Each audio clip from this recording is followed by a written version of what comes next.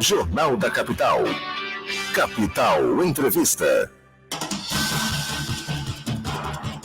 7h32, estamos de volta com o Jornal da Capital, primeira edição, e já estamos aqui com o deputado estadual Wilson Santos, do PSDB, e eu vou chamar você, ouvinte, para participar aqui conosco da entrevista. Você pode mandar sua pergunta aqui para o deputado no WhatsApp, no 98107-4204. Sua pergunta pode ser em texto e também em áudio. Ou se você preferir participar ao vivo e fazer a pergunta aqui para o Wilson Santos, liga para a gente aqui no estúdio no 3054-1019. Antes de mais nada, deputado, prazer recebê-lo. O senhor já é de casa. Prazer recebê-lo mais uma vez aqui na capital. Ariana, prazer é meu. Um bom dia a você, a Geis, a Luana. E estamos aqui, à disposição. Tá certo. Vamos começar pela CPI da renúncia e sonegação fiscal. Ela que ficou parada aí durante um período, foram o quê? 3, 4 meses, deputado? Sim. Que ficou parada? Do dia 25 de abril até meados de agosto, né? Até aquele período em que teve que parar por conta de técnicos que estavam em falta, até aquele período, o que o senhor teria a me dizer dos trabalhos, né? Até o momento que parou lá em abril, o que vocês conseguiram até então levantar? Nós, na verdade, fizemos uma divisão em 4 temas. O primeiro tema sobre mineração, se há sonegação, qual que é a legislação. Que é um setor que até então nunca haviam mexido, né? Mexido, né? E a gente viu esse ano, né, Ariana, muitas prisões de pessoas transportando ouro. Sim. Pessoas transportando 3, 4, 5 milhões de reais em carros, em aviões. Então é um setor que passa desapercebido. Mato Grosso é o segundo maior produtor de ouro do país e, como não se havia essa fiscalização nem nada, os caras corre solto. Sim, por aproveitam. Exemplo, no ano passado, só em Poconé foram retirados 3 toneladas de ouro. Muita só em Poconé. E a prefeitura não chegou a receber 2 milhões de reais de impostos. Nossa. Então tem muita coisa estranha nisso. Sem dúvida. O relator dessa temática é o deputado Nininho. O outro tema é a área de combustíveis. Nós tivemos já 2 depoimentos muito poderosos, né? O depoimento do presidente do Sindipetróleo, o Aldo Locatelli, né? E agora, na semana passada, o empresário Júnior Mendonça, que tem 23 postos de combustíveis aqui em Cuiabá e Várzea Grande, e está construindo mais 2. E admitiu lá que há entre 8 e 15 postos laranjas aqui em Cuiabá e Várzea Grande. Também confirmou, na opinião dele, assim como o seu Aldo Locatelli havia dito, de que há só no setor de combustíveis uma sonegação de aproximadamente 500 milhões de reais. É um absurdo. Então, o setor da mineração, o setor de combustíveis, o relator, o deputado Carlos Avalone, o setor do agronegócio, nós, na verdade, ainda não iniciamos, estamos aí para começar as investigações. O relator é o deputado Max Russi, e o setor de frigoríficos, que é a relatora e a deputada Janaína Riva. Certo. E o relator geral é o deputado Nininho. Então, os trabalhos foram retomados. Amanhã haverá uma reunião onde nós vamos decidir sobre requerimentos, uma reunião de consumo interno, os próximos convocados. Quem são os próximos? Dia 10 já teremos a presença do prefeito de Rondonópolis, Zé Carlos do Pátio. Bacana. E por que Zé Carlos do Pátio? Porque ele presidiu a última CPI sobre esse tema, que aconteceu em 2015 e 2016. Ele pode nos trazer luzes, caminhos, chamar a atenção para determinados aspectos, que não perca tempo em outras áreas e concentre onde realmente interessa. Então, a CPI retomou os trabalhos. Nas primeiras semanas de março, nós solicitamos dos órgãos públicos que receberam os relatórios das 2 CPIs anteriores, e eles estão nos encaminhando documentação sobre isso. Ou seja, mais uma contribuição para a CPI. Exatamente. Vocês receberem todos como todo essa é a terceira CPI, né? Ariana, é a terceira CPI que trata sobre esse termo de renúncias fiscais e sonegação. Nós achamos por bem começarmos a terceira CPI sabendo o que é que foi produzido nas 2 anteriores, o que é que a Polícia Federal fez com o relatório que foi encaminhado, o que é que o Ministério Público Federal, o Ministério Público Estadual, a Delegacia Fazendária, então todos esses atores públicos foram chamados para que prestassem contas do que fizeram com os relatórios que as CPIs encaminharam a eles. Tá certo. Tem participação, né, Geisa? Deputado, coloca aqui o fone para a gente poder ouvir. Tem gente na linha. Alô, bom dia. Bom dia, capital, a família capital, o deputado, isso aqui. Seu Afonso. Deputado, eu tô aqui pensando, porque eu não trabalho mais, posso vir pensando. O senhor é homem de mutirão, que eu sei disso, desde o tempo de vereador. Quem não conhece a trajetória do senhor, vai conhecer agora. Aí eu estava pensando em mandar um vídeo para o Geraldo Luiz, para a TV Record. Fazendo o quê? Pedindo ajuda para nós fazer um mutirão de quê? Da saúde. Olha, deputado, a gente leva um exame para pedir o exame, né? Para fazer. Aí entra naquela centralzinha, que eu não vou nem falar não. Aí fica um ano lá. Eu estou com o exame, tem 4 meses, eu nem ligo mais. Eu estou comentando porque eu vou fazer um vídeo e vou ver como é que eu vou mandar para o senhor analisar o mutirão da saúde. Eu sei que o senhor tem muita força. O ministro da saúde é Mato Grossense. Pode ajudar o senhor e ajudar nós aqui, não é verdade? Tenha todos um bom dia, muito obrigado, deputado. Analisa bem. Afonso, eu vou fazer todo mês, mas senhor. Qual que é o seu endereço? É Rua Zumbi dos Palmares? Não, ali é os amigos que moram lá. Eu moro aqui no Ribeirão. Do Lipa ou da Ponte? Do Lipa, é Daniel Pires de Camargo. Eu quero te fazer Daniel Pires de Camargo, que é ao lado da FATEC. Rua Daniel Pires de Camargo. Que número? Sem número aqui. Final da rua. Ao lado da torre. Conhecido lá. Tá, eu vou te procurar aí pessoalmente, quero conversar com você, tá bom? Deputado, muito obrigado. Tomar um café com você. Senhor, e a toda a família da capital. O senhor também acompanhado aí. Obrigado. Um abraço, seu Afonso. Obrigada. Olha, o Afonso toca numa questão que talvez seja a número 1 de todo brasileiro, né? A questão da saúde. De todos os estados. Em que pese os indicadores da saúde demonstrarem que o brasileiro está cada vez vivendo mais. Em 1900, Geisa, no ano 1900, a média de idade de um brasileiro era de 36 anos apenas. 36 anos apenas. Casimiro de Abreu morreu com 21 anos de idade, Castro Alves com 24, Dom Pedro I com 36. Todo mundo vivia muito pouco. Na década de 1950, nós saltamos de 36 anos em média para 54 anos em média de vida. Essa era, mas meu avô viveu 100 e poucos anos. Tudo bem, isso é uma exceção.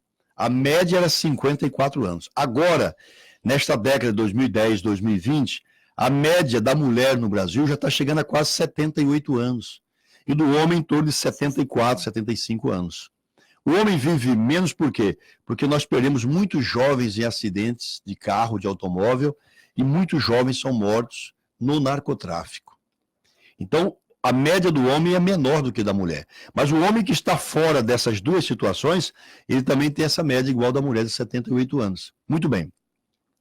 Apesar de reconhecer que há uma longevidade cada vez maior no Brasil, você tem mais de 20 anos que não tem um registro de poliomielite no país. Sim. Agora que apareceu um outro caso de sarampo trazido de fora, cachumba, essas coisas praticamente desapareceram. Praticamente desapareceram, né? Sim. Eu, por exemplo, peguei cachumba, peguei sarampo, peguei tudo que tinha direito, peguei, a minha geração, né? Eu tenho 58 anos de idade.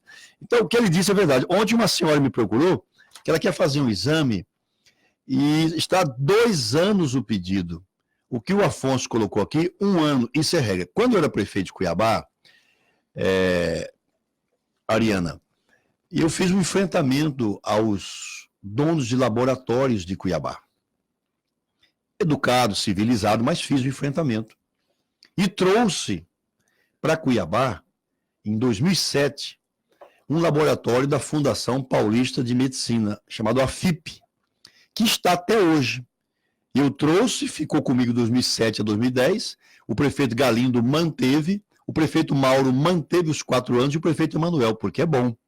Esse laboratório que fica ali na rua Dom Aquino, próximo ao Colégio São Gonçalo, ele faz mais de 200 mil exames mês. mais de 200 mil exames mês, a tabela SUS.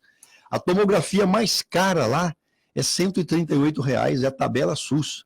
Quer dizer, então, é preciso ter um olhar. E aí eu fiz, como deputado estadual agora, Afonso, eu fiz um projeto na Assembleia, dizendo que de todo o dinheiro do FETAB, que este ano deve dar em torno de 2 bilhões e 100 milhões de reais, certo? Só o FETAB esse ano deve colocar nos cofres do Estado 2 bi 100 contra 1 bilhão 508 no ano passado. Haverá um aumento de mais ou menos 600 milhões só no FETAB.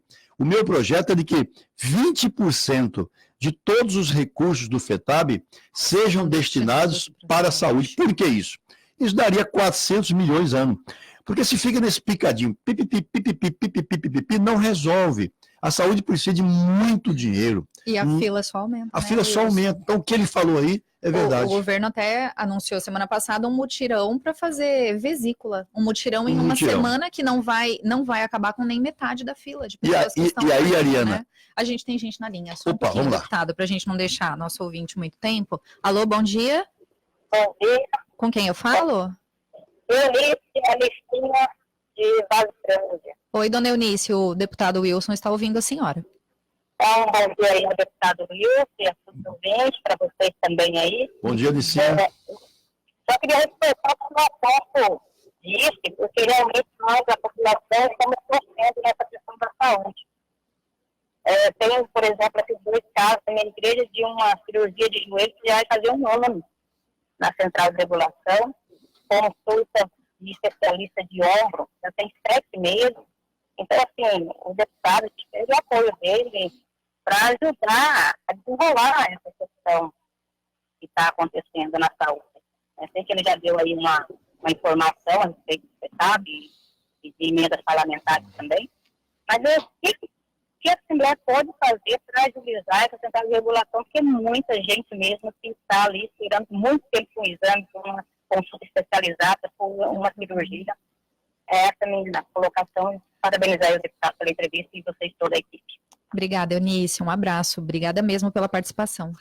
Nicinha, muito obrigado pela participação. Um abraço aí a toda a população de Várzea Grande. E eu vou dizer de novo, eu não acredito nessas medidas paliativas, dessas fontes de recursos pequenas. Primeiro, o governo do Estado não vem cumprindo com os 12% para a saúde este ano. No primeiro quadrimestre, o governo gastou 8,3%. Então, o governo não vem cumprindo com a sua obrigação constitucional. Eu espero que até o fechar do ano ele possa chegar minimamente nos 12% para a saúde. Não cumpriu no primeiro quadrimestre. Fechou agora agosto, o segundo quadrimestre. Vamos ver qual é o número. Mas o próprio governo não vem cumprindo com o que é a obrigação dele. E, na minha opinião, o que vai resolver a questão da saúde é melhorar a gestão. E como é que melhora?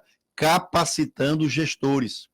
A área da saúde tem que ter, como tem a educação, formação continuada. A escola da saúde no Estado tem que funcionar para valer. Capacitar desde o guarda para fazer o acolhimento, a recepcionista, a enfermeira, o maqueiro, o médico, todos precisam permanentemente serem capacitados. E arrumar dinheiro grosso. É só o governador orientar a bancada dele na Assembleia para que a bancada vote a favor e nós vamos tirar 20% do FETAB de 2 bilhões e 100 para a saúde. Aí, na minha opinião, aí resolve. Resolve a situação. A minha concepção é essa, capacitar o pessoal, melhorar a qualidade do gasto e arrumar dinheiro para valer. Mas, por exemplo, o senhor deputado está lá dentro da Assembleia. Olhando para os seus colegas, o senhor acha que seria possível, que conseguiria facilmente? Acontece que a Assembleia é o seguinte, quem tem poder sobre a Assembleia é o governador. Sim. Ele tem uma base ali hoje que varia de 15 a 20 deputados. Sim. Se ele disser, aprova o projeto do deputado Wilson Santos, colocando os 20% do FETAB para a saúde, em 48 horas está aprovado. O governo precisa dizer isso. Não está dizendo. O projeto está lá. Está parado. Parado. Agora, eu não tenho força sozinho, porque não tenho maioria, para aprovar o projeto. Então, quem tem poder para destinar toda essa grana do FETAB para a saúde é o Executivo, com certeza. Tá certo. Vamos voltar um pouquinho, deputado, no assunto da sonegação? Vamos lá. Né? Vamos voltar um pouquinho. Parou lá em abril, vocês retomaram agora na última semana a CPI da renúncia e sonegação fiscal. Havia parado por falta de técnicos. Como é que está agora a contratação? Assim, quantos técnicos foram contratados, de que área? Como é que vai funcionar esse efetivo agora dentro da CPI? Agora a casa fez uma concorrência, contratou uma empresa, venceu uma empresa de Minas Gerais para fornecer os técnicos, e nós estamos já sugerindo o perfil dos técnicos para que eles nos concedam. Nós já retomamos os trabalhos, já ouvimos o Júnior Mendonça, amanhã tem uma reunião de consumo interno para aprovar novos convocados, na terça-feira tem o prefeito Zé do Pátio, então já retomamos os trabalhos. E vamos compartilhar também, Ariana, pedimos o compartilhamento ao Ministério Público e ao Poder Judiciário de grandes operações que estão sendo feitas em Mato Grosso, como a Operação Crédito Podre, de sonegação, a Operação Caramuru e outras operações. A CPI está solicitando do Ministério Público e também do Judiciário que compartilhe esses documentos, as informações, para que nós possamos analisar qual é o nível de sonegação, os envolvidos nessas sonegações. Abrir de fato uma caixa preta, né, Wilson? Porque há comentários de fiscais de renda aposentados, de ex-secretários de Estado, de que a sonegação em Mato Grosso passa dos 2 bilhões de reais por ano. Então nós temos que buscar dinheiro que é da sociedade. Com certeza. Enquanto isso, a gente vê a população sofrendo, reclamando, aguardando 2 anos para conseguir fazer um exame. Um dos problemas, né? Um dos setores que nós vamos convocar para prestar informações é o setor da carne, né? Então, recentemente, o doleiro Funaro esteve em Brasília, na CPI do BNDES, e fez denúncias graves em relação à sonegação da carne aqui em Mato Grosso.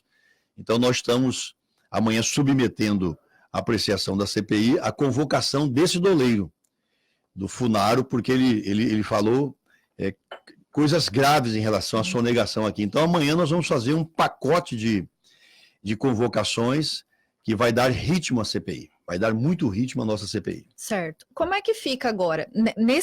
Nesse período em que a CPI da sonegação ficou parada, vocês na Assembleia aprovaram aí o projeto que trata dos reincentivos fiscais aqui no Estado. Como é que vai ficar essa relação agora, deputado?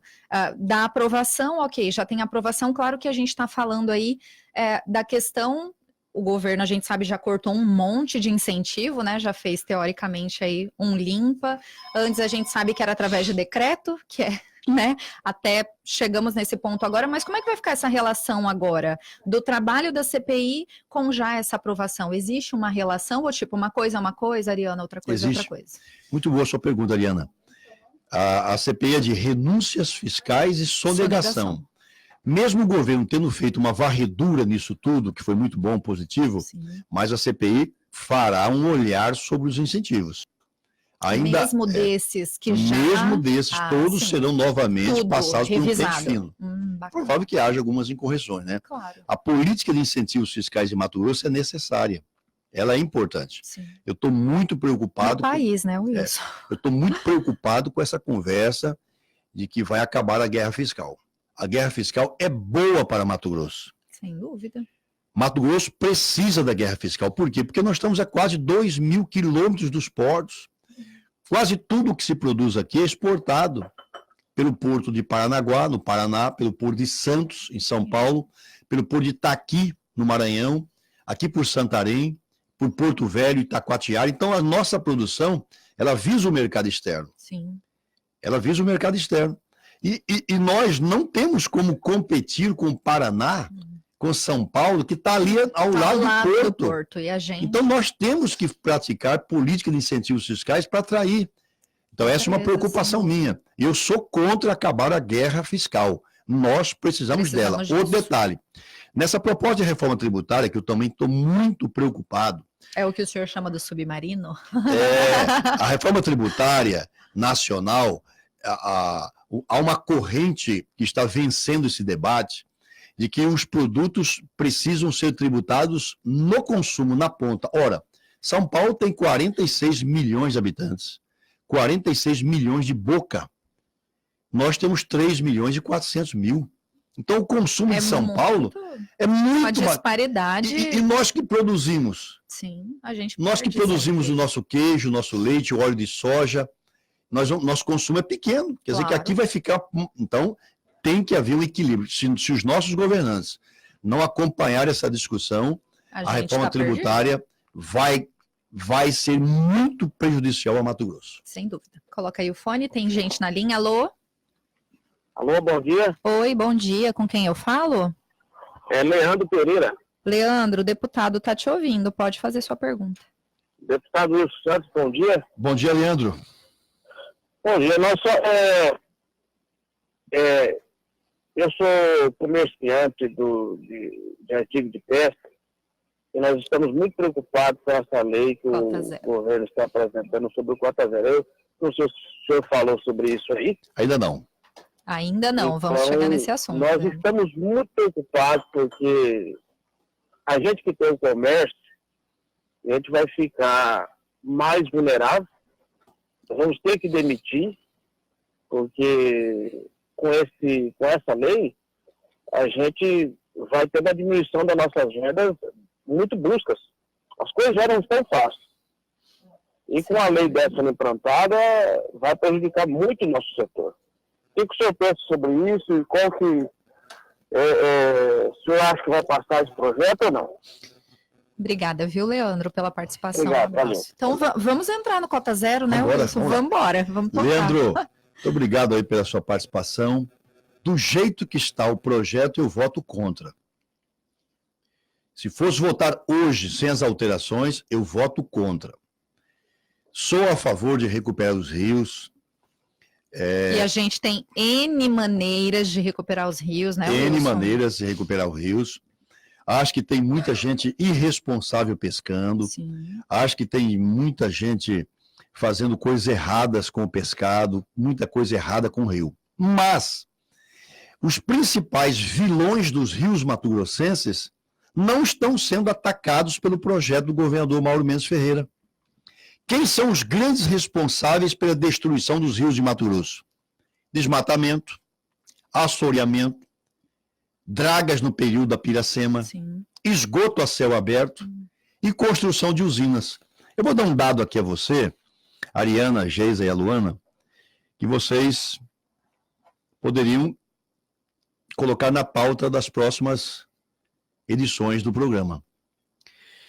Há informações de que a SEMA está analisando a possibilidade de conceder 6 licenças para a construção de 6 usinas hidroelétricas no Rio Cuiabá, no trecho da usina Manso à passagem da Conceição.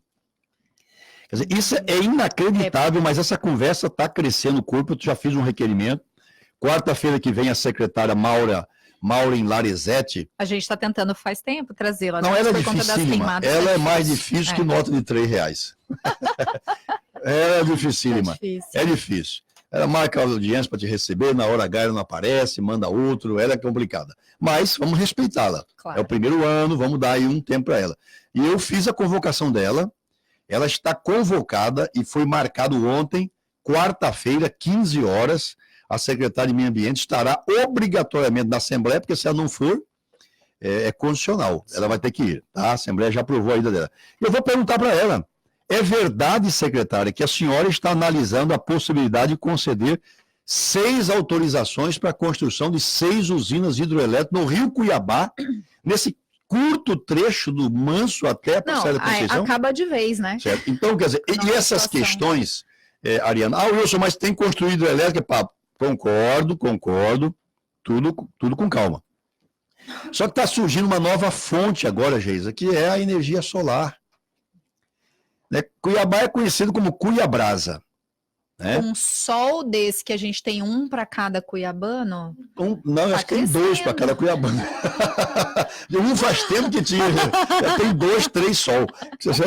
A última chuva que deu aqui foi dia 12 de maio, nós estamos há quase 120 dias sem chuva. E ainda não tem previsão. Então nós temos que aproveitar essa energia limpa, essa energia natural, muito mais barata, Claro. que não polui, do que está destruindo os rios. Então, neste momento, o projeto de lei 668/2019, que é intitulado Cota Zero para Transporte do Pescado, não tem meu apoio. Outro detalhe, o projeto é conflitivo. Ele, por exemplo, autoriza o pescador profissional a pescar até 150 quilos por semana. Certo. Tudo bem. Só que ele não pode transportar nenhum quilo. Ele pode pescar 150, mas não pode transportar. Ele pode pescar 150, não pode transportar. Quer dizer, ele tem que comer os 150 quilos na beira do rio. Olha. É um conflito, quer dizer, batendo cabeça. Então, na verdade, ainda carece de muito estudo. O professor Chico Peixe, eu até já sugeri. Ia falar agora do professor. Ele já esteve aqui? Ainda não, a gente vai convidá-lo. Eu já estive aqui e sugeria ao Antero que trouxesse os cientistas para falar. Não, o Chico Peixe... Eu tenho o telefone dele aqui, eu deixo com vocês. O Chico Peixe, ele agora aposentou-se pelo FMT, ele trabalhou 40 anos com peixe de água doce. Só embaixo d'água ele tem 1.500 horas estudando peixe. E assim, ele é uma referência em nível de Brasil, Exatamente. Se eu não me engano, né? Ele é doutor Sim. e tem pós-doutorado pela Unicamp, Sim. certo? Pela Unicamp. Então ele tem pesquisas fantásticas, artigos científicos publicados em revistas internacionais. Ele diz o seguinte sobre a pesca esportiva. Eu não conheço, eu sou leigo. Quando eu era criança aqui no Baú, eu pescava rapa-canoa, piauzinho, lambari, com rede São Caetano na prainha. A gente pescava ali, rede São Caetano, mas nunca fui pescador. Eu admiro quem pesca, é muito bacana o relaxamento. Mas ele diz o seguinte, é muito melhor você pescar o peixe, matar o peixe e levar para comer do que você brincar com o peixe. E soltar. Eu já li algumas coisas dele. Porque ele diz o seguinte, que quando você fisga aquele peixe, fica ali 3, 4, 5 minutos brincando com aquele peixe ali, depois tira, fica mais 3, 4 fora d'água, dá um beijinho nele, devolve. Ele morre em até 24 horas, exato, né? Ele vai morrer, a maioria fica cego, porque não consegue mais buscar alimentos, vira presa fácil para os peixes maiores. Então ele é contra a chamada pesca esportiva. Sim. E diz que a pesca esportiva, pegar e soltar, vai morrer aquele peixe. Tá certo? Então eu sugiro que a senhora traga aqui um especialista, um doutor, pós-doutor no tema peixe de água doce, coisa que eu não sou. Sim. Mas eu finalizo, Leandro Pereira. Se fosse votar hoje do jeito que está, eu voto contra esse projeto. Vai deixar muita gente desempregada, vai falir muitos comércios. Os ribeirinhos que vivem. Você sabe quantas pessoas estão envolvidas nisso? Começa com o pegador de isca. Sim. No isqueiro. Depois o que pega minhoca. A mulher que faz a sacolinha, a costureira para colocar o milho, a soja. Certo? Aí o que faz remo, fazedor de remo. O que fabrica o gelo. O que fabrica a canoa. O que vende o motor. O que vende o barco. O dono da pousada, o dono do hotel, do barco-hotel, do posto de combustível, do lava-jato. Tem um conjunto de empresas e pequenos empresários. Não atinge um, né? Não atinge só um. Então, governador, eu acho que o senhor está bem intencionado, quer realmente recuperar a população, o estoque pesqueiro em Mato Grosso. Tudo bem, vamos combater os verdadeiros vilões. Claro. Que é o assoreamento, que é o agrotóxico, que é o esgoto in natura e que é o excesso de usinas hidrelétricas. Sim. É um excesso. Loucura falar que vão construir 6 usinas hidrelétricas no Rio Cuiabá, do Manso até a Passagem da Conceição. Absurdo. Então, nesse momento, como está, eu sou contra. Dia 16 e 17, eu estou indo ao Mato Grosso do Sul. Eu ia até perguntar se vocês não foram ainda, porque lá funciona. Lá começou agora em fevereiro. O Cota Zero no Mato Grosso do Sul. Uma noção de como é que está. Então, quer dizer, nós estamos bem intencionados, nós vamos lá ouvir, talvez sejamos recebidos pelo governador, pelo secretário de Meio Ambiente, por deputados, pelo prefeito de Corumbá, já confirmou, pelo prefeito de Miranda. Nós vamos ouvir pescadores, ouvir empresários do setor, ouvir autoridades, nós vamos ouvir, para saber como é que está funcionando o Cota Zero no Mato Grosso do Sul. Então, enquanto eu estava falando, deputado, vamos pôr o fone aí de ouvido. Tem um ouvinte na linha. Alô, bom dia. Alô, bom dia. Com quem eu falo? É José Roberto, tudo bem? Oi, José Roberto, tudo bem? Faz tempo que você não liga aqui pra gente, hein? Não, a semana passada eu liguei. Às vezes eu estou muito ocupado de manhã cedo, mas eu faço o possível para participar. Tá certo, Wilson. Eu tô falando isso para ele, porque ele é um ouvinte assíduo nosso. Bom dia, Zé Roberto. Pode falar. Tudo bem. Wilson, não querendo dar ênfase a uma modinha que tem hoje aí, que chama teoria da conspiração, Mas você citou alguns pontos aí importantes na questão dos verdadeiros problemas que existem e que podem levar a essa escassez de peixe. Mas existe a pesca predatória lá no meio do Pantanal. Eu estive lá, eu participei do programa, tinha um outro entrevistado, que é o Antero, que estava aí. E eu estive no Pantanal recentemente, meu irmão veio aqui, fiz uma visita lá, e fui conversando com o Ribeirinho, ele me disse que lá sai peixe de tonelada. Ele falou, não é essa pesca de beira de rio que acaba com o peixe, não. E existe, assim, uma fiscalização que, obviamente, a gente vê pelo número de fiscais que existem, pelo número de pessoas que são disponibilizadas pela Polícia Florestal e tudo mais, não é suficiente, evidentemente. Então, a impressão que eu tenho é que essa saída do peixe, dessa maneira muito extensa, é como pegar droga ali no Trans do Lagarto. Quando você pega uma carga de droga, passa 10, porque é por amostragem ali. E lá é por falta de pessoal, talvez. Então, às vezes eu fico imaginando, tem gente importante, gente grande por trás disso, e que essa coisa nunca anda. Eu sou um cuiabano erradicado aqui, um pau rodado de quase 40 anos. E eu ouço essas histórias, vejo essa evolução do peixe no rio. Eu cheguei aqui, a gente pegava pintado aí na beira da Ponte Velha, aí no Porto. Então, eu preciso que você me dê a sua impressão sobre essa tal pesca predatória, que para mim é um problema muito sério. Obrigado. Obrigada, José Roberto, pela participação. Ele tocou em 2 pontos muito importantes, né, Wilson? Sim. Na questão da pesca predatória e na questão da fiscalização, que a gente sabe que não há um efetivo aí, não tem gente suficiente para fiscalizar. Verdade. Bom, José Roberto, obrigado pela participação. Eu também sempre ouço o Zé Roberto, que eu... Por isso que eu falei que ele demorou para ligar, porque ele é super assíduo, ele sempre Não, e participa faz com a colocações gente, muito querido, boas, sim, assim como o Afonso, vocês têm Nós temos ouvintes uma muito interagem qualificada, sim, muito a qualificada. nossa audiência. Bom, primeiro, Zé, quer dizer a você que a pesca é uma diversão para muitos. Nos Estados Unidos, mais de 30% da população é aficionada por pesca, é apaixonada pela pesca. Sim. E movimenta bilhões de dólares.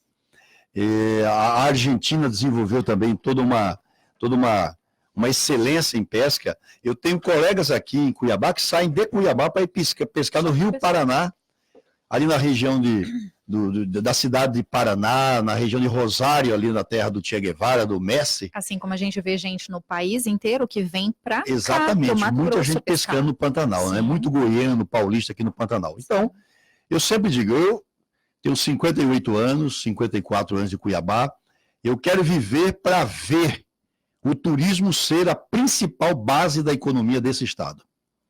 Porque o turismo é a indústria sem chaminé, que não polui. Agora, para isso é um processo longo de educação. Claro. As pessoas precisam ser educadas. Por exemplo, eu concordo plenamente com você. Eu sou do tempo, Zé Roberto, que aqui no Rio Cuiabá, na ponte Júlio Miller, a gente pescava pintado ali de 10, 15, 20 quilos. Pescava de rede, de anzol, de tudo ali, e não acabava peixe, é uma loucura, era um dos rios mais piscosos do país, o Rio Cuiabá. Hoje, você, para conseguir um pintado no Pantanal, em qualquer lugar, é a maior dificuldade. Então, é preciso fazer alguma coisa. Todo mundo é consciente em relação a isso. Agora, o Estado tem fiscalização? Não tem. Nós temos um fiscal para cada 204 quilômetros quadrados. Não tem fiscal. Tem dia que você passa sobre a ponte Júlio Miller e você vê gente hoje jogando rede aqui embaixo da ponte. Sim. Não tem fiscal nem na capital. Não tem fiscalização, coisíssima nenhuma. Então, o que eu quero dizer é que o Estado tem que fazer alguma coisa? Tem, mas ele tem que primeiro atacar os principais vilões. É como se você tivesse uma doença, um câncer, aí aparecesse na sua pele uma feridinha, depois você está com terçol no olho, e você, em vez de concentrar no câncer, que esse é grave, você fica cuidando do terçolzinho, cuidando da feridinha no seu braço, na sua mão, e você não vai no foco. O foco é assoreamento de nossos rios, agrotóxico o dia inteiro nos rios, dragas que no período da Piracema sugam parte dos peixes, a construção de usinas em exagero nesse estado, e a falta de fiscalização. Claro. Não há fiscalização e não haverá a curto prazo. Não haverá. A não ser que a gente crie os brigadistas voluntários, crie aí os voluntários, um programa como o Murilo Domingos fazia, de repovoamento. O Murilo colocou mais de 5 milhões de alevinos. Sim. Quantas vezes você foi, pegou um murilinho, devolvia, já tinha consciência. O guri fala, pai, mas esse aqui é um murilinho, não pode levar para casa, devolve. Já sabia. Quer dizer, até a criança já estava, é um processo de educação. Então eu concordo com você, pesca predatória, nunca mais.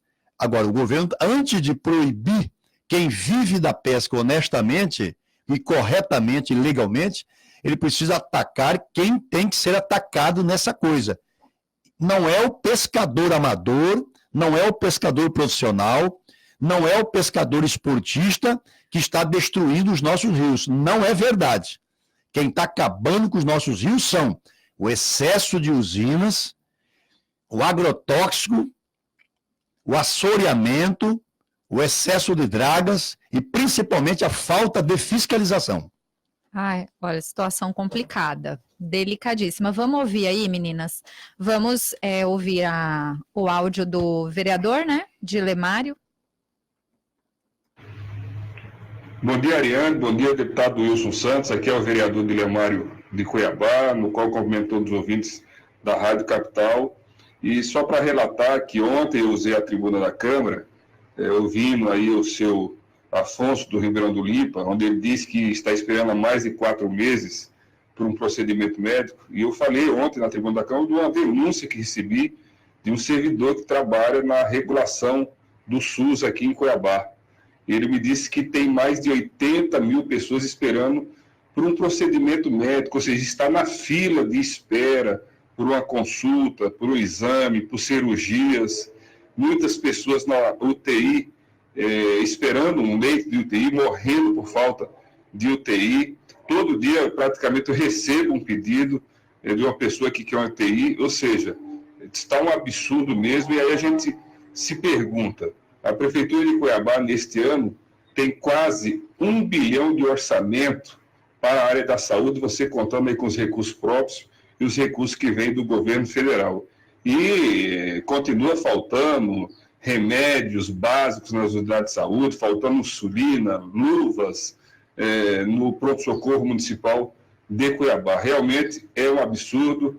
O seu Alonso tem toda a razão e confirma a denúncia que tenho recebido. Portanto, vou encaminhar isso para o Ministério Público, essa denúncia, e também solicitar oficialmente ao secretário de Saúde o porquê dessa grande fila da espera do cuiabano por um procedimento médico através do SUS. Um abraço e vamos aí continuar a lutar por uma saúde melhor para Cuiabá. Obrigada, vereador de Lemário.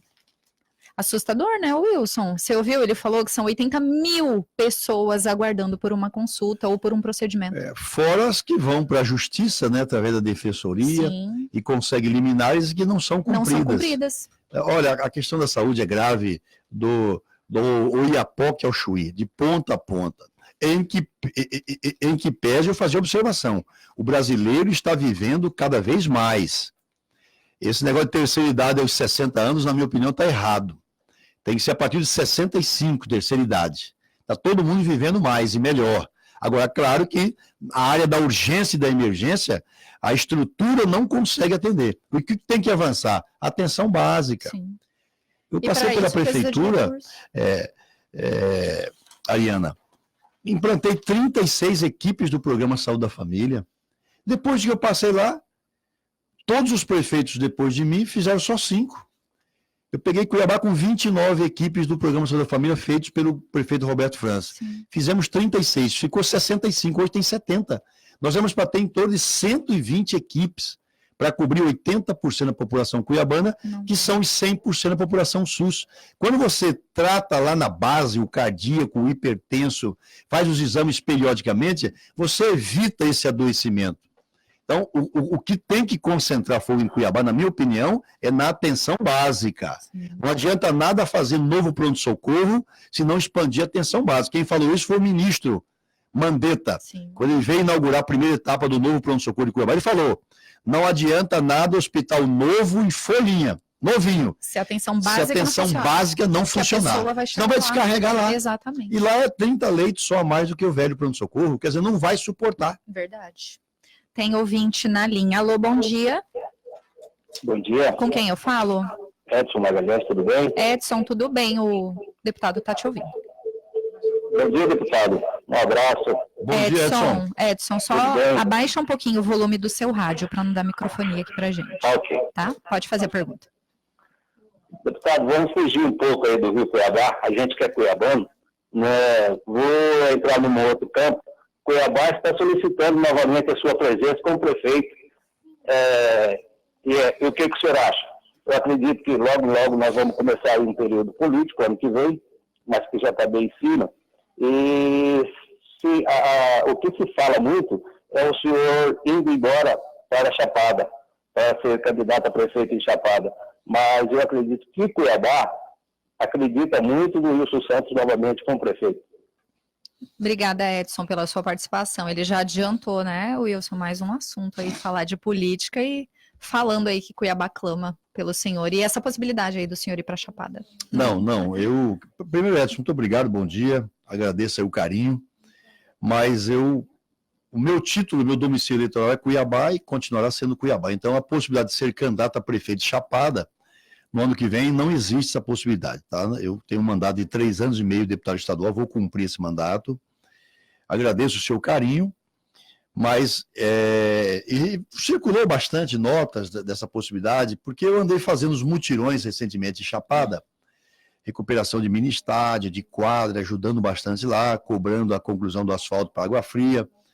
E aí surgiu essa especulação, Claro. mas não sou o candidato a População já prefeito clama, né? de Chapada dos Guimarães.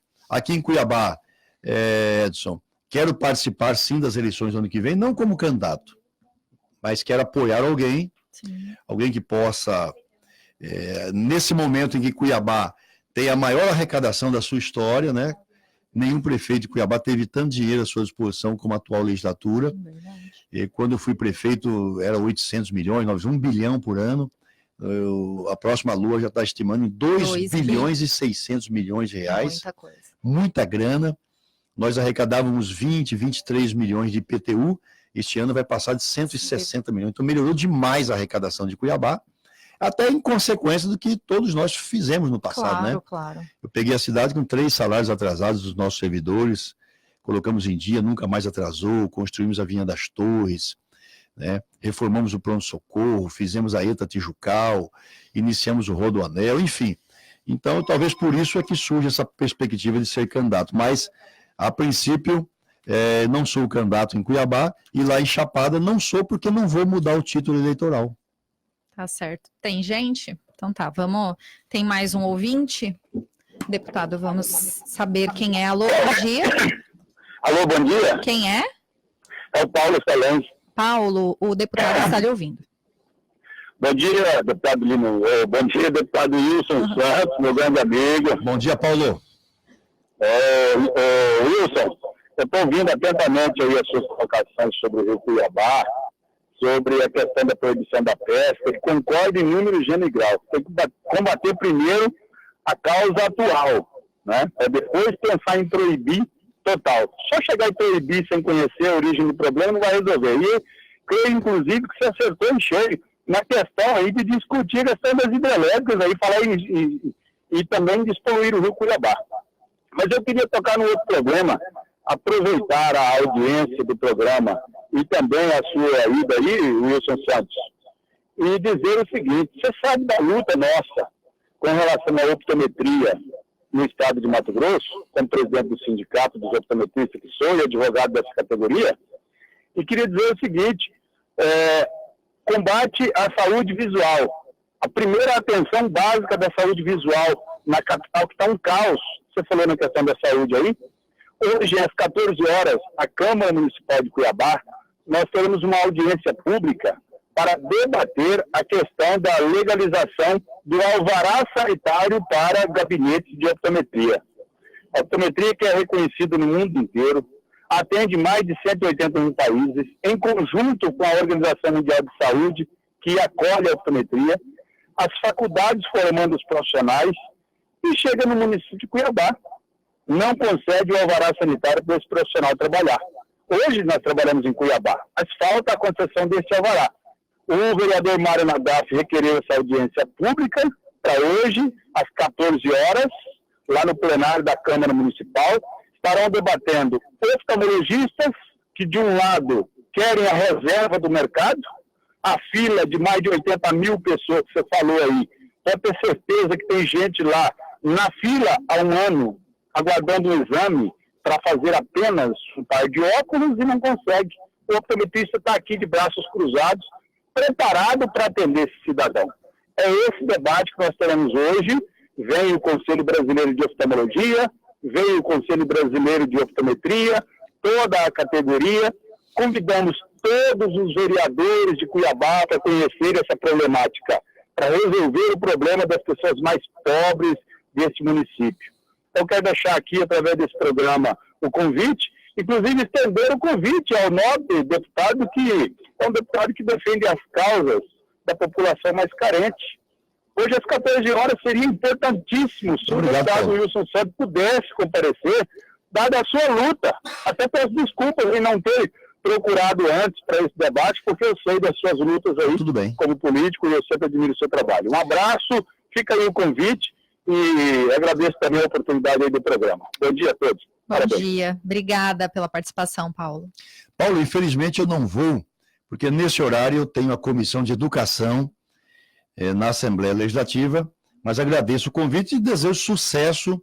O caminho é esse, é do diálogo, é colocar todas as partes frente a frente. Tomara que pelo menos o secretário municipal de saúde, o doutor Luiz Antônio Poça de Carvalho, possa comparecer. Ele é um homem muito prudente, equilibrado, e possa ouvir os dois lados. Claro.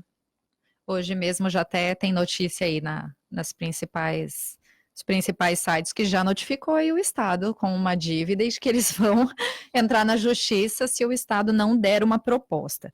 Mas, Wilson, aproveitando falando de Estado, o senhor brigou muito desde a questão do Estado adquirir aquele empréstimo com o Bank of America. O presidente Jair Bolsonaro brigou contra. O senhor sempre bateu muito contra.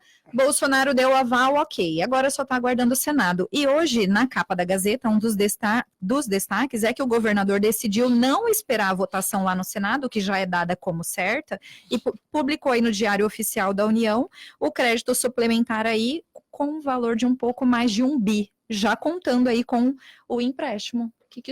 Qual o seu posicionamento com relação a isso? O senhor que sempre brigou contra e sempre foi contra essa decisão, né? Eu quero agradecer a oportunidade, porque o seu ouvinte precisa ouvir os dois lados. Claro. E falou-se muito só num lado. Eu vou falar do outro lado agora. Muito bem, o governador vem dizendo que está fazendo um bom negócio para Mato Grosso. Não é verdade. Está fazendo um péssimo negócio para Mato Grosso. Em 2012, o governador Silval Barbosa fez esse empréstimo. O dólar era 2,6. Hoje o dólar passa de 4. Passa de 4,15. E sempre oscilando, né? Sempre oscilando. Não para. Muito bem, ninguém sabe como... Nunca sabe como é que vai estar amanhã. O governo de Mato Grosso tem só 7 parcelas para quitar esse empréstimo. 100 e poucos milhões, né? De acordo com a oscilação. Cada né? parcela é por semestre. Ela vence em março e a outra setembro. Março, por isso que eu desespero aí, porque está vencendo. Dia 9 vence. Certo. Então, a parcela de março foi paga. Esse empréstimo foi feito em 2012, começou a vigorar em 2013, foram pagas 2 parcelas. Em 2014, mais 2, 2015, mais 2, 16, 17, 18 e 19, o governo Mauro Mendes Ferreira pagou a parcela de março. Certo. E agora é para pagar este mês a parcela de setembro. Se pagar setembro, ficam faltando 6 parcelas. O que é que o governo está fazendo? Ele está passando de 7 parcelas para 20 anos. 20 anos. Até 2038. Todos que sucederem o atual governador vão assumir essa dívida. É uma dívida que era para ser encerrada em setembro de 2022. Acabou. E agora para mais 20 Se você for em qualquer casa e comprar uma geladeira em 7 parcelas, é um montante de juros. Em 20 anos é outro montante. Mas aí fala assim, não, nós vamos estender por 20 anos e o juro vai baixar. É claro que, em número absoluto, o juro fica menor. Sim. Mas no final, sabe quanto que aumenta a dívida de Mato Grosso? Quase 500 milhões. Então, essa negociação que está sendo feita, que não teve o meu voto, que eu fiz esse enfrentamento, ela vai acrescentar ao estoque de dívida de Mato Grosso quase 500 milhões de reais. E todos os governadores que sucederem o atual até 2038, carregarão essa dívida para a sua gestão. É uma dívida que podia ser encerrada em 2022 e está espichando ela até 2038 e acrescentando um estoque na nossa dívida de quase R$500 bilhão. Por isso, eu fiz o enfrentamento, por isso eu achei uma incoerência dele, porque o governador mandou um projeto para a Assembleia chamado Lei de Responsabilidade Estadual.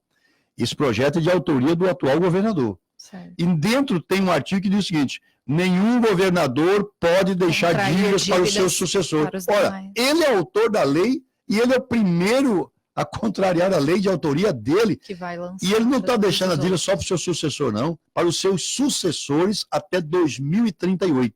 É aquela visão: eu vou resolver o meu, explodo o resto. Então ele olhou a árvore, ele não olhou a floresta. E a preocupação do governo: mas eu quero, não tem condições. Tem sim. O governo atual está arrecadando muito mais do que o ano passado. No primeiro quadrimestre, houve um aumento de 235 milhões no ICMS. Certo? Sim. Isso vai nos levar ao incremento de mais ou menos 700 milhões de ICMS em relação ao ano passado. No FETAB, haverá um incremento de mais ou menos 600 milhões. E no IPVA, de 161 milhões. Só nesses 3 itens aqui: ICMS, FETAB, IPVA, 1.420. Quer dizer, 1.420 de excesso de arrecadação em relação ao ano passado. Então, tem sim dinheiro para quitar isto, para quitar esta dívida, tem dinheiro para fazer algumas concessões, tem dinheiro sim para retomar mais obras, e, na verdade, esse empréstimo é um empréstimo, na minha opinião, prejudicial a Mato Grosso, porque vai incrementar no estoque da dívida quase 500 milhões. Sem contar com a oscilação do dólar, que daqui 5 anos a gente não sabe. Se você pode matar uma dívida, mata logo. Qualquer consultor financeiro te orienta. Se aperta, espreme daqui, espreme dali, dá um jeito, paga. Mas é a visão individual que está prevalecendo em vez da visão do interesse do Estado, quer dizer, o interesse desse governo, não do Estado. Tá certo, então. A gente está caminhando já para o final da entrevista, já são 8h31, a gente já está aqui, tem 1 hora e pouco conversando, que maravilha. E ainda tem participação aqui, deputado, tem uma contribuição aqui do Paulo, ele diz: bom dia, eu concordo com o nobre deputado, precisamos sim investir em atenção básica, além de expandir e dar condições para a equipe. E aí ele fala, né, que precisa ter a formação aí de um NASF, né, que é o Corpo de Especialistas dos Núcleos, concordando. Tem um áudio, né? Por fim, vamos ouvir um áudio aí. Bom dia, Nayara, bom dia, ouvintes aí da rádio, nosso deputado Wilson Santos, gosto dele pra caramba. Aqui é Luiz Carlos, da região do Cospó. Ô, Wilson Santos, dá uma força pra nós aí naquela região aí do Cospó ali, da Pelo Correio ali, do trânsito ali, né? Eu só peço para você fazer um projeto, você fazer uma passarela ali, faz uma passarela para nós ali, em frente ali, aquela lombada eletrônica que tem hoje ali, perto da rodoviária do Cospó, tem a lombada eletrônica ali. O que mais atrapalha o nosso trânsito é aquela lombada ali, que os pedestres ficam passando ali. Se você fazer uma passarela ali, eu acho que 30% vai resolver o problema do trânsito ali, porque todo mundo de manhã tá o dia inteiro daquele jeito ali, o trânsito, muito complicado para nós da região do Cospó. E se puder ir para outra passarela, ali em frente à igreja Nossa Senhora da Guia também, né? Também é complicado porque as crianças ali, porque agora, sábado passado, pela minha filha, quase teve uma batida lá, o cara jogou o carro em cima do meu filho para não passar em cima das crianças. E ficou complicado, porque agora mudou o trânsito lá, tá mais complicado aí. A criança vai ter que atravessar 3 faixas para chegar no colégio. Antes você vai atravessar só uma, agora tem que atravessar 3. Faz porra para nós aí, porque lá em frente a cada um lá do Cospó fizeram um passarela lá, não sei quem foi feito, se foi a prefeitura, se foi a Atacadão. Seria bom para nós, um abraço, tenham um bom dia a todos. Obrigada, Luiz Carlos. Bom, primeiro, Paulo, obrigado pela sua participação, concordo com você, nós temos que avançar na atenção básica, os prefeitos precisam ter consciência de que nós precisamos tratar a nossa saúde enquanto temos saúde. Enquanto temos saúde, combater o sedentarismo, equipar os programas de saúde da família, esse é o caminho. Luiz Carlos, realmente o trânsito pegou fogo. Eu cheguei em Cuiabá em 65, Ainda nós tínhamos táxis, já alguns automóveis, mas ainda tinha carroça também, charrete. E a gente brinca que o congestionamento era de 2 veículos, né? Por aí. Hoje Cuiabá tem 300 mil veículos. Essa região do Cochipó cresceu muito, né? Muito. Cresceu muito, são mais de 70 bairros. Cochipó virou uma cidade também. Quando passei pela prefeitura, Ariana, nós construímos a Avenida das Torres. Sim. A Avenida Professora já Edna ajudou Ave, né? muito. Que já deu uma aliviada, e tem momentos também que congestiona, e o prefeito até lançando agora um viaduto, você vê como que cresceu ali no encontro com a Sim. Érico Presa, já está precisando fazer viaduto. Quando a gente começou a construir, disseram que eu era louco, que era demagogia, não ia fazer nada, mas nós tínhamos em Cuiabá 45 mil lotes desocupados, nós precisamos concentrar a cidade, então tinha que ligar o último bairro da cidade, que era o P90, a essa região central. Então ficou muito bacana, uma avenida... Claro. Ela foi inaugurada em 2008, Já não temos como pensar Cuiabá sem ela. tem 11 anos, né? Você vê com um asfalto ainda de boa qualidade, Sim. porque fizemos a drenagem bem iluminada, enfim. Ali na Fernando Corrêa, você pode trazer dinheiro do município, do Estado e da União, porque ali também passam as BRs. Sim. Então também ali pode buscar dinheiro do DENIT. Tive o privilégio, quando fui secretário em 93 com o Dan de Oliveira, em parceria com o senhor Sango e dona Matico Curamote, fizemos a primeira passarela em Cuiabá, que é aquela ali próxima a 35. Que continua até hoje. Aquela passarela foi a primeira passarela sobre avenidas em Cuiabá, foi uma parceria. Quem bancou foi o Grupo 35, seu Sangue e a dona Matico. Depois o deputado Carlos Brito trabalhou também, levou uma passarela ali, logo depois da ponte do Cochipó, tem uma passarela também, foi um trabalho especial do deputado Carlos Brito. Agora parece-me que o Atacadão bancou aquela, mas essa é uma avenida que precisa de mais. Porque depois da ponte some uma faixa. É incrível. Quem vai daqui do centro para o Cochipó, quando você passou a ponte sobre o Cochipó, em vez de ter 3 faixas de rolamento, passa a ser só 2. Sim. Aí o ônibus anda numa, fica uma loucura. Total, parado. Então, essa é uma avenida que precisa de um estudo especial. É um estudo, inclusive o VLT estaria por ali. Sim. Também o VLT passa por ali. Então, é uma avenida de entrada e saída para a região sul. Merece atenção, Luiz. Eu vou fazer as indicações tanto para o DENIT como para a Prefeitura de Cuiabá. Bacana. Em relação às passarelas. Eu anotei aqui certinho, vou fazer as indicações. Tá ótimo, então. 8h36. Infelizmente, tinha muito assunto ainda para debater com o senhor, mas é claro, a gente sempre dá preferência para os nossos ouvintes, né, que participam. Gostaria muito de agradecer a vinda do senhor mais uma vez até aqui na capital.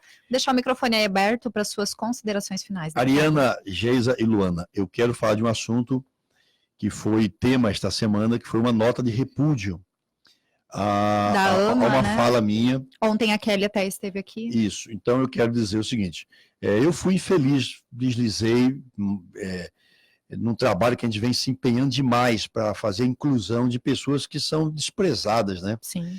São pessoas esquecidas e ficam invisíveis perante o poder público. Nós estamos aí há 5 anos trabalhando em favor dos disléxicos. E agora começamos o trabalho também em favor dos autistas, né? Então, eu já pedi desculpas para ela, pedi pessoalmente, vamos continuar. O senhor fez um vídeo, né? Nós não vamos desistir. E ontem eu estive lá no Instituto Federal de Ciência e Tecnologia, antiga Escola Técnica, acompanhando aquele caso. Então, ontem avançou bastante, tá? Bacana. Aquele adolescente, que eu não vou citar o nome aqui para não trazer mais constrangimentos a ele.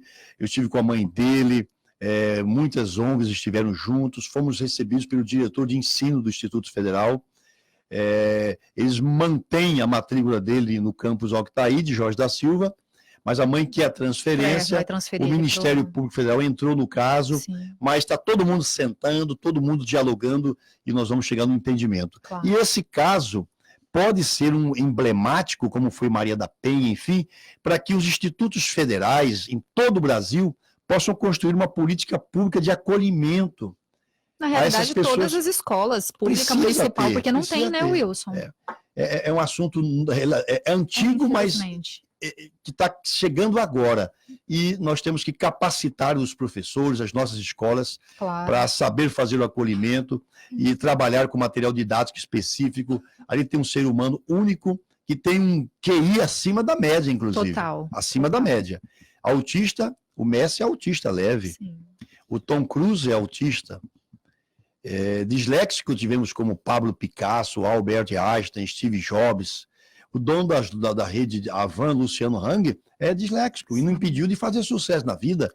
Então ele tem que aprender que as pessoas são diferentes, tá? Muito obrigado e um bom dia a todos. Obrigada. 8h38, intervalo, voltamos já.